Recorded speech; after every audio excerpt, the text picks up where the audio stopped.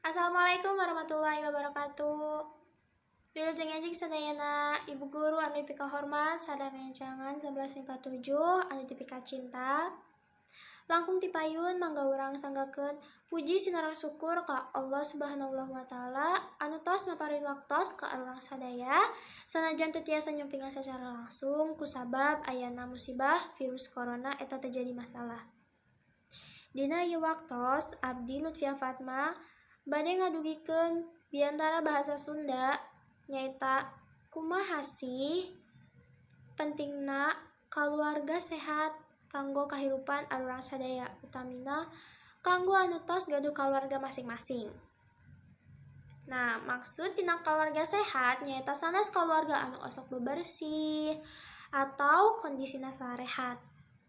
Tapi kaluarga sehat nyaita kaluarga anu sok teu aya kaributan dina sapopoena, rukun jeung harmonis. Eta anu dimaksud kaluarga sehat.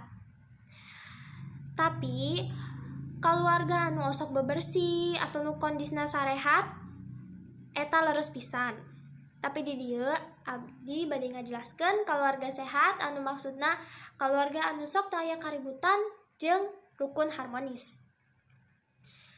Nah, kaluarga anu osok naribut wae atau kaluarga anu teu harmonis nu sok ku arurang sadaya biasa disebut nyaita KDRT atau kekerasan dalam rumah tangga lamun cek bahasa Indonesia nama.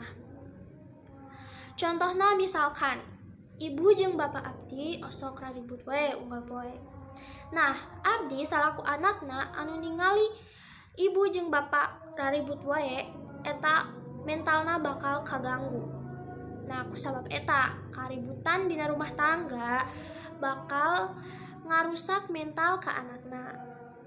Contoh anu sejen nyaita si ibu anu stres kusabab osok raribut jeung salakina bakal nimbulkeun kekerasan ka anakna. Nah, biasana si ibu anu stres nan geus teu kakontrol deui bakal neunggel anakna, nyarekan anakna atau nampilin anakna. Nah, anu sapertos kitu semoga wae teu aya dina lingkungan urang sadaya. Nah, ayeuna kumaha sih carana nyiptakeun kaluarga sehat atau kaluarga anu harmonis? Cara nyiptakeun kaluarga sehat nyaita anu pertama silih mika nyaah, rukun, jeung tentrem dina kaluarga. Anu kadua, ciptakeun keharmonisan di antara sesama. Anu katilu, jujur jeung kabuka sareng pasangan. Nah, misalkan si ibu gaduh masalah atau gaduh masalah dina keuangan, eta kudu terbuka ka salakina. Eta penting pisan kusabab lamun urang teu bebeja ka pasangan atau teu jujur, eta bakal nimbulkeun masalah dina keluarga. Nu kaopat, upayakeun nyiptakeun suasana anu pikareseupeun di keluarga. Anu kalima, hindarkeun sikap emosional sareng egois anu tiasa memicu pasea.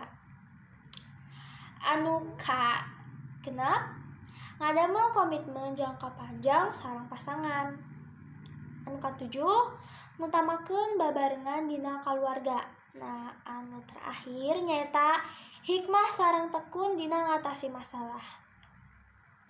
Sakitu anu tiasa didugikeun ku abdi, hapunten bilih aya anu kalepatan sareng cariosan teu merenah. Hatur nuhun ka Ibu Guru Abdi Lutfia Fatma. Wassalamualaikum warahmatullahi wabarakatuh.